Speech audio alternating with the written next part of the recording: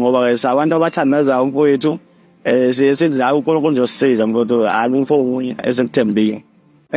Wadlamini siyazi ukuthi khona insizwa obehamba nawo obesebenza nayo ngayo yonke indlela umfo kaMajona. Wakithi ngakubona ukuthi lapho abamhlungu kangakanani nokushiwa ile yansizwa ngoba nathi singabantu sikwazi usithatha usondelene nawe. Ongeke ukhulume ngomfo kaMajona ungakhulumi ngosiqephu. Ongeke ukhulume ngosiqephu ungakhulumi ngomfo kaMajona.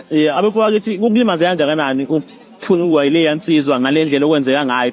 No mhlawumbe kube kwenze kwabanzima kangakanani kuwena ukusebenza. Bethu angicabanga ngalimala kakhulu. Kwangako ukuthi nje kuyekuthiwa impilo iyaqhubeka kodwa ke amanxeba uqhubeka nawo mfowethu liyabhokha ukuthi siqhubeka sona kodwa nje akusafani ngempela ngoba leyansizwa leyana umsebenzi wami ngibambele elikhulu eqhaza kuwona.